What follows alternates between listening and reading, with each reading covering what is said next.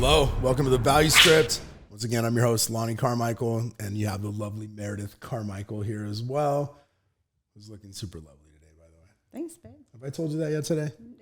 No, but thank you. You're welcome. I'll clip that. Make me look good, brother. Make me look good. Addie, do you need? All right. Last time we left you on a little cliffhanger. We said we would discuss in further our marriage, our relationship, and describe kind of what we went through and how to get there.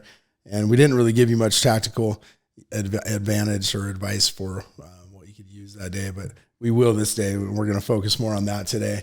I think in order to truly speak to the depths of what we went through and what happened, we're probably going to need, again, to hook you into another episode and cover that another time, because we need to dedicate some time to marriage, relationships, counseling, and those types of things. One thing I will say, though, is that as we were young and newly married, and we didn't have any other reference. We've never been married before. And so we didn't know, how do you do it right? Nobody knows how to do it right. You know, it's like one of those things it's empirical. You learn as you go. And goes back to last episode when you said it takes the first step. Right. Yeah. Yeah. The first step is the first step you take needs to be the step that you believe in. Right. And we knew, and that was getting married. Right. The next step is, all right, what in the world's going on with this thing? It's great to be with somebody you love all the time, but then you're with them all the time. And there's intended and unintended things said and felt.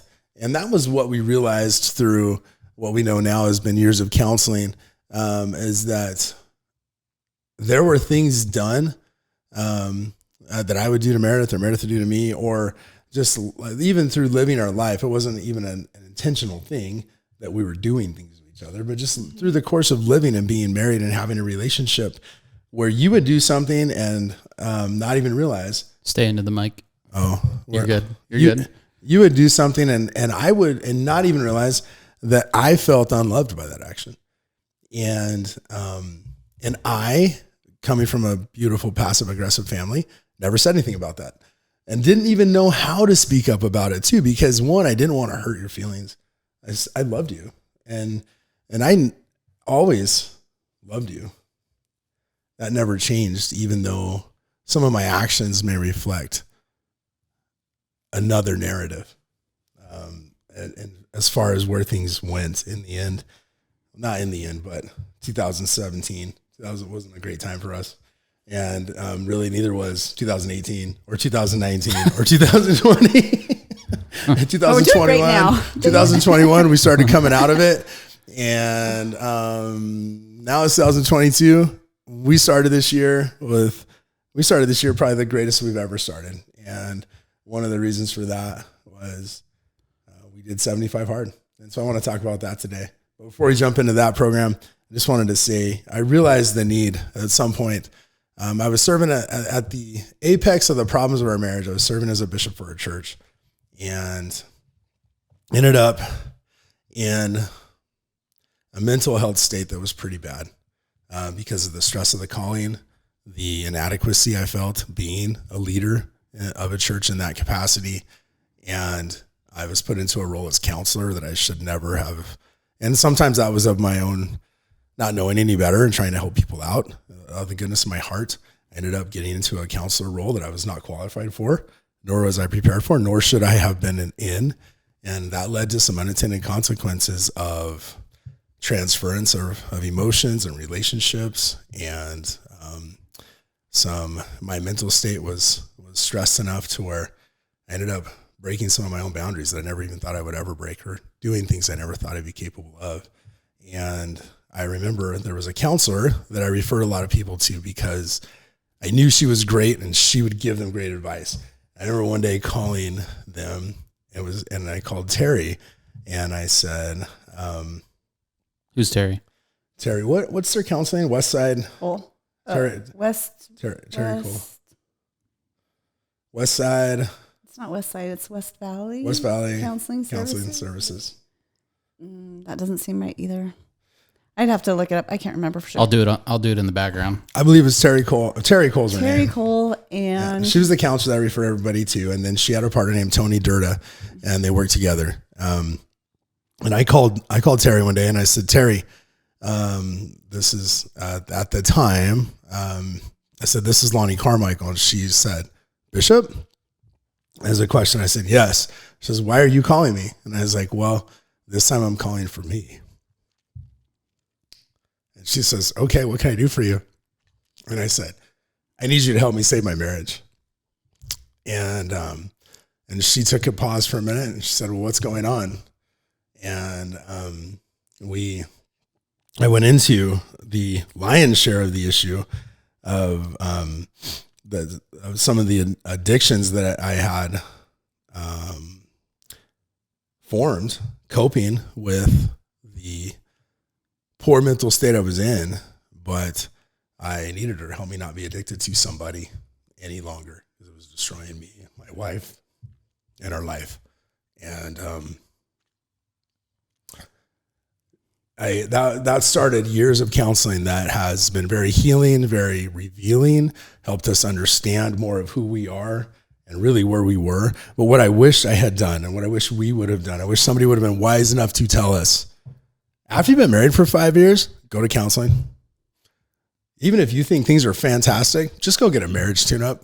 And there's kind of a stigma with that, a negative stigma. Like I don't know if all people feel this way, but I certainly felt like counseling's for people that are broken, people that have major problems, people that are struggling with addiction or, I mean, whatever, you know, and I never viewed it in that way that like, hey, this could keep us out of trouble rather than trying to prevent a problem rather than, I don't know. In the beginning, I hid for my anxiety. I went to therapy. I hid from everybody that I was going to therapy because it was that stigma of 100% of, well, you don't want to seem like you're a broken person. So right. Totally. And I think it's one of the reasons I wanted to start this podcast so we could talk about mental health on this show. And I'm not a mental health expert. I am only an expert on me. And I'm sometimes not even an expert on that. Right. But I have been through a lot of mental health problems and have felt like overcome them fairly successfully. And I have some friends that have been through some really bad things and had some great outcomes. And so tactically talking about how do we get out of those things is really where I want the focus to be, not just another problem share fest or my life's worse than yours. That is definitely what I don't want this to become ever, because I have a phenomenal life. And I want to talk about one of the things I do want to definitely discuss is why I feel I have such a blessed and wonderful life. But again, you know, like when in the early days of our marriage, we never even thought about going to counseling when things just felt a little off, because anytime you heard about, hey, so-and-so are in counseling, if you'd hear about your friends, oh, they're in counseling, you're like, oh my gosh, I feel so bad for them, because the assumption there is they're at the end of their relationship, or they're at least at a fork in the road, so to speak. And if they don't get through this, they're not going to last. Mm-hmm. Right. And so there's that negative stigma of like, oh my gosh, they're in counseling. Right. It was the greatest thing I ever did. Right. Like, why isn't it celebrated? Like, oh my goodness, they're taking steps to try to get out of whatever they're dealing with, you know, like it's I an wish accomplishment. that would, yes. Yeah. It's having the strength to be able to go to therapy when most people are they won't go because of that stigma. Right. Well, again, it's that first step. It's the one you believe in, right? So, again, to quote the Shinedown song, right? One of the greatest bands of all time, by the way. I'm going to make that the intro song. That's a fantastic song. Do you know the name of it? Follow You Down. Follow You Down? Yep. Follow You Down? Follow You Down. I'll Follow You Down, I think is what it's called. Okay. Yeah. I'll Follow You Down by Shinedown. I'll see what I can do within the copyright. Right. Yeah. Let's have them on the show. Let's talk about it. Yeah, exactly. Fantastic. Shinedown, this is your invite. Right. Here we go. Come on, Brent. All right. You know, that I'll Follow You Down has kind of become our theme song, right, for our relationship. And for better or worse, it's kind of really, it's kind of the decision Meredith had to make and to stay in our marriage. But again, you know, going back to mental health, like, we are almost expected as a society to put a ton of time, effort, and energy into our physical appearance. right? And if you don't, it's looked negatively upon, right? If you don't go to the gym regularly or exercise regularly, there's a lot of, it's totally expected to have a membership to a health club of some kind, right? It's totally expected that you go to the doctor regularly, right? So those are all things for really largely your physical body, and your physical body does directly affect your mental health, but there's not the same focus in our society. And in fact, it's incredibly stigmatized the other way towards mental health. You're not encouraged to seek out mental health wellness. And most people don't even understand what that means. What does it mean to have mental wellness? And how important is something as simple as just a daily morning routine, being consistent in your daily morning routine? You wake up at a regular time. You give yourself enough time every day to exercise every day. Find a way to be in sunlight every day. Find a time, at least 20 minutes or so, for quiet reflection and meditation. Find time to feed your brain healthy material, whether it's a podcast such as ours, or whether it's an awesome book that you're reading, or whether it's wonderful music that you enjoy, or whether it's a hobby that you have that is constructive, like playing a musical instrument or building things or doing service for others. We need to make those things that keep our mental state healthy, routine, celebrated, and almost expected, because so many of us need that. And I came to a point in my life, and it was in our marriage, in our relationship, where we really couldn't go on any more the way it was. At the end of the year last year, when we shot Connecting with Christina's podcast, we were in a fairly decent place, and things were better than they had been for the last 3 years. And then, honestly, I started drinking too much, and I was drinking a cope. And I would always tell myself that I wasn't. And, for all the Mormons listening, they just swerved off the road and spilled their diet soda. And I was going to see, normal people. Now I just made them all sound like they're not normal people too, right? But what I was going to say is other people would have just spilled their coffee as they heard that. But, I started taking on some very self-destructive, unhealthy habits as coping mechanisms. And at first I would justify it by like my cousin, my dear sweet wife set up an intervention with my best cousin. And I had no idea. And it was well-intended and it was loving. But I've had 2 interventions in my life. This is how bad this got. And both of them have been horrible experiences. So be careful how and when you deploy interventions. But my cousin, through the course of that conversation that night when we met for dinner, he says, "Why don't you just get on some Xanax?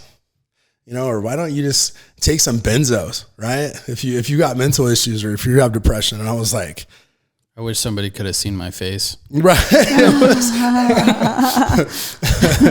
Yeah. Coming from somebody that has dealt with anxiety and been on Xanax before, and how addictive benzos are and antidepressants. Like, I take an antidepressant every day, but it's Effexor. Mm-hmm. I take Effexor for anxiety every day, but to just blatantly say, "Why don't you try Xanax?" Right. It's not just something that just... Well, because he was trying to say, instead of drinking, because culturally drinking is taboo for us, right? Yeah. And sure. And really, it should be taboo for everybody. I don't know that there's one thing that alcohol really makes your life better with. So destructive. Not even just from like your health, but also emotionally and mentally, and depressive it can be, and it just really is toxic. It's one of those things. I remember Shakespeare said, "Alcohol is the great mocker," because it makes people think that they are invincible while it robs the man of the power to be so, and I think that was Shakespeare. That may not have been, but anyway, we'll look that up and we'll fact check that so that you guys don't have to be fact checked Nazis on top of this. What was the quote again? Oh man, put you on the spot. Don't put you on the spot correctly again. Hey, that was pretty good for off the top of your head, though. Something about alcohol being the great mocker, that it gives man the power to think that he's invincible while stripping him of the ability to be so. And, it really, not only while you're drinking it is there an effect, and this is what I didn't realize, But the next day, they're still in effect. I can't think as clearly. And it's dramatic. And it takes 2 to 3 days of not drinking for my brain to not feel cloudy and heavy any longer. And the main quote was in the movie, The Knights of the Round Table. It's an old 80s movie, if that helps. But anyway, so at the end of the year, New Year's Eve, we went out. For New Year's Eve, we had a pretty awesome New Year's Eve experience. I had a connection at Dominic's Steakhouse in Scottsdale. We were able to get 12 people in upstairs by the pool last minute on New Year's Eve. And it was fantastic. The president of STK was at our table. I still don't quite know why he was at Dominic's instead of us going to STK, and why I had to pull the rabbit out of the hat for us to go to Dominic's rather than the president of STK. Why don't we have a private room at your own restaurant, Cody? But anyway, maybe Cody, you want to come on? Let's talk about it. That'd be great. But anyway, one of the questions of the night for me. I don't know. It was great. It was a wonderful time. It was lovely, but I don't remember half of it. And I hate that. I don't remember half of it. And it bothers me that I was starting to lose time. I was starting to lose time that was important to me. And I was realizing how delirious or how deleterious this effect was having on my life. And I knew it had to go. So I, being in part of the Arete Syndicate and being mentored by Andy Frizella and Ed Milet, Andy came up with the 75 Hard program. And I had attempted that 3 times before and not been successful. And I listened to Andy's podcast quite a bit. Real AF with Andy Frizella. It used to be the MF CEO podcast. And he would talk about his struggles with depression. And it's one of another inspiring forces behind the podcast, because he was vulnerable and he was honest. This is one of the most successful men I've ever met. You know, he runs a 9-figure business, a yearly 9-figure business internationally. He has all the cars I've ever even dreamed of, plus another garage. He has, an amazing wife. They have a great relationship, super successful. And he has been willing and vulnerable enough to be honest about his own struggles with mental health and depression. And to get through that, to even find a way that worked for him, he came up with 75 Hard. And I knew that really, even by my own doctor's admonitions of looking at my blood enzymes, my liver enzymes, my blood work, that I couldn't continue going down this path. I was going to end up divorced, alone. I was alienating my entire family. I was angry all the time. I was depressed, and I was really unhealthy. In fact, he said I had some cardiac markers that were showing that within 2 years I was going to have some type of a cardiac event, such as a stroke or heart attack, and I was headed for cirrhosis of the liver.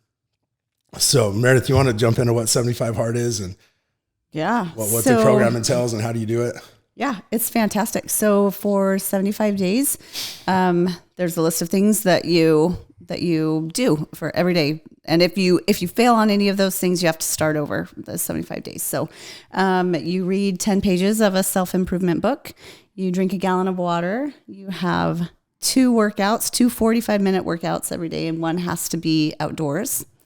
And then you take a progress pic every day and no alcohol, and you have to commit to some sort of diet, or it can be anything that you choose. Like we're counting our macros and making sure that everything fit in line with that. But it can really, you design your diet to be whatever you need and want. So is that everything? Yeah. Get everything? Yep. Yeah. And in picking those things, like when you get to pick a diet, you get to pick whatever one you want. Most people pick the easiest one, and probably for What did you do? The first time you do 75 Hard, it's probably, you can customize it to how hard or easy, how it's not easy at all. There's nothing easy about it, but sometimes there's questions that come up and people ask Andy, hey, can I eat this on my diet? And basically his answer typically is, if you have to ask, the answer is no. But typically the harder you can make the program, the more self-improvement you'll have over that period of time. Now, can you Joe Rogan it and do a carnivore diet?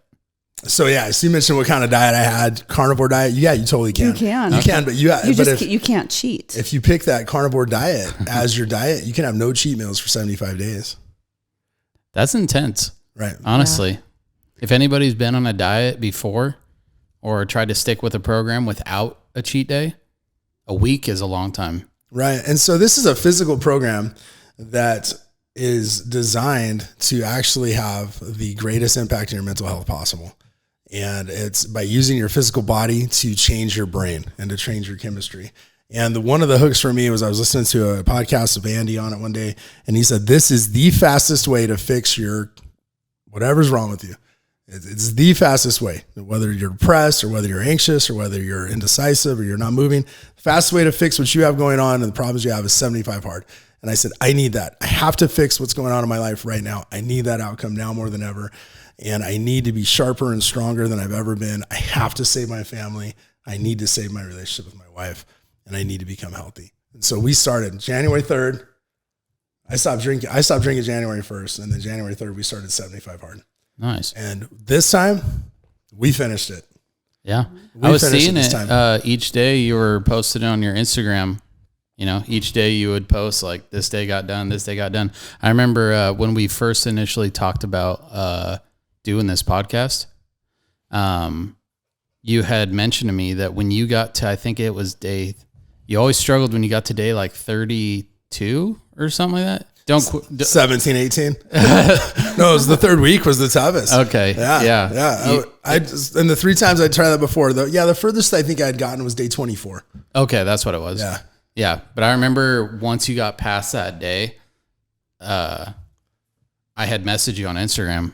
And I was like, you just beat your old record. Yeah. Yeah. That was beautiful too. The people that would chime in and cheer me on or send encouraging messages or, reflections like that. It helped.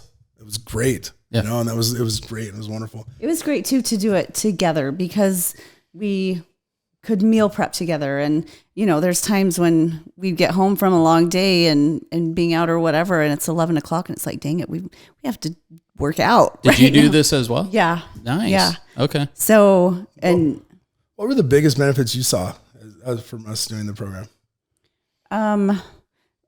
Real quick, did you guys do the same diet? Yeah.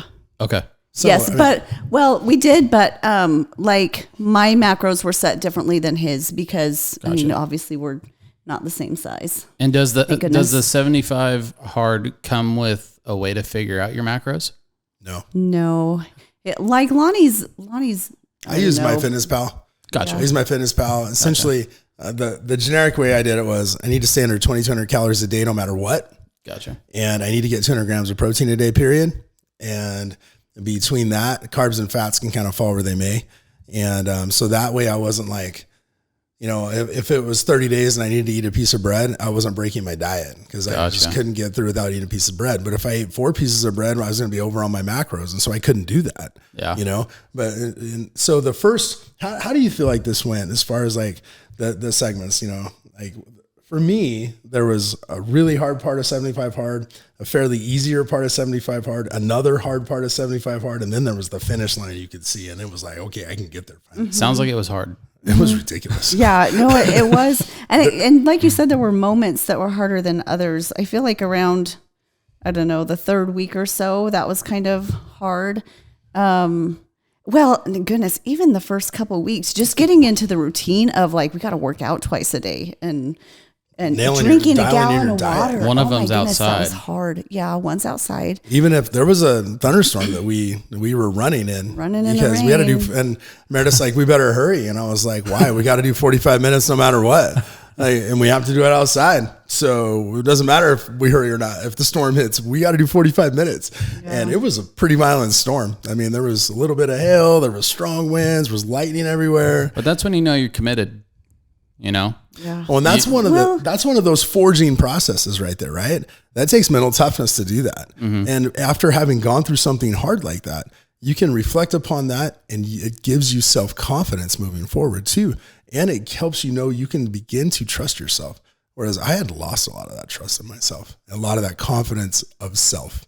And I think that was hugely motivating too. And us not failing, I think we both knew like, we have to do that. Like we have to do this because his mental state got so low and just destructive. And how did you describe me? Oh man, just throw it out there. It's all good. That's the way it was. Very depressed, super on edge. Like the littlest thing would set you off where, like I felt like at times like I couldn't say anything right. I couldn't be nice enough. I couldn't like. I remember you telling me that everybody felt that way though too. Yeah. Even when I felt like I was able to compartmentalize that and not take it out on the kids. Right. Yeah. And even you, I mean, we had some awesome fights, awesomely horrible fights, but they were really hard. epic. Yeah, really hard. And just hearing Andy talk about like this is the fastest way to change your mental state. I was like, hey, that's what we need. Now that's what we need. I will now tell that you the 75. Oh, go ahead. I was gonna say, I will tell you, for the first 3 weeks, I wanted to kill everybody I saw. Not really, not literally, but I was triggery. I was snappy, and I think it was alcohol withdrawals. Yeah, like benzos and alcohol are the two drugs you cannot just cold turkey stop because you can die. Yeah, you usually need to have medical assistance to withdraw from those. And I don't know. I guess I was in a state where I was like, if I die, I die. I can't keep going, and I got to do this program. And it was hard. And I think that actually added how hard it was because I was going through withdrawals and all that. But around like day 32, man, it was like on cruise control. Our diet was dialed in. The workouts were happening. Everything was working together. It was helping us. I could feel us growing closer because we were doing this together and had to prioritize time. There was dates where we would go eat a low carb meal and then we would go on an hour walk and then we'd come home and go to bed. And they were awesome. But that was only because we're on 75 hard that we did those things. But it was amazing. And then probably like around day, 50, 60, we were so sore. Like our bodies were so sore from lifting every day and like doing our walks, the runs, whatever. Like, yeah, my shoulders started to give me problems and my knees started hurting. Yeah. And your back started to hurt again. Right. And I think the newness of the program had worn off. The adrenaline's gone. Like it started to get really hard around day 56, 57. It was tough. And then, but then again, once you kind of rounded that corner off and you got into the 60s, realized I got less than 2 weeks. Yeah. I can do this. I've done this for 2 months. I can do 2 more weeks. Yeah. Right. And then when you're done, it's like, I just did this. It was amazing. I can do other hard things in my life. 100%. Right. Like start a podcast. And that's exactly why we're here. Yeah. You get to where you feel so good too, that you want to continue those healthy habits because you just feel good. In fact, I was kind of scared to stop doing 75 hard because I didn't. So what were some of the benefits you saw? You were happy. No, I meant for you. For me. Enough about me. Let's talk about you. Well, I'm in the best shape of my life. Like I have 7 kids and I feel amazing. My mental clarity is better. Like I don't have brain fog anymore, which I largely contribute to also getting my hormones fixed. Well, last night you mentioned I've always wanted to have good arms. Oh, right. And then I noticed somebody across the restaurant, there was a guy that had good arms. So I went over and said, hey man, I've been looking at your guns all night. I wondered like, what's your program? What are you doing? And he told me but his girlfriend was like, oh my gosh, that's so funny because the whole night I've been telling him how much I was loving your wife's arms. And I told him back and told Meredith, hey Meredith, check this out. Yeah, that was fun. Yeah. But I feel great. I feel strong. I feel like I have more energy. I just feel good. And I loved like the reading 10 pages a day of like a good book. Like I didn't take the time to sit and read before, I was so caught up in the mom thing. We got to wrap up here real quick. Okay. So, I was going to say, I just want to kind of recap to you. I lost 23 pounds and I lost about 10% body fat. I am the strongest I've probably I'm almost the physically strongest I've ever been in my entire life. As far as like bench press, squat, deadlift, maxes. I have the best body composition I've ever had, but mentally, I can feel the difference. And the other day at work, I was working with Dr. B and we were both in office together and we were helping each other with ideas and treatment planning. And there were a couple patients that we wanted to help each other with second opinions on. And we had such a great vibe in the office. Even the patients started commenting on it. Man, it just feels so good to be in here, guys. You guys are so great. This is such a great environment. We weren't getting those comments last month, or not last month, but in December, we weren't getting those comments and we weren't getting those comments a year ago either. And I asked him, I was like, what do you think the difference was? And he says, honestly, you're better now, and people can feel that. And so, really, and this isn't to pat myself on the back for, hey, look what I did. The reason I wanted to speak to this is to say, if I can get through this and do it, it was hard for me. It was hard for me to do this. If I can do it, you can do it, and it will change your life. And that program is a game changer. And it is the fastest way to correct if you have depression, if you have anxiety, if you have failure to launch, if you're afraid, you don't know what to do in your life. If you have indecision about career paths, do 75 hard. It'll come to you. If you do it right and you don't cheat. Again, I just want to emphasize, as you're doing 75 hard and really as you're living your life, don't cheat yourself. No one's checking off the list to make sure you did everything. No one's checking up on you to seeing if you're being assertive or intentional in your life. This is your life. It's the only one you have. Don't cheat yourself. Tune in next time. Thank you for listening.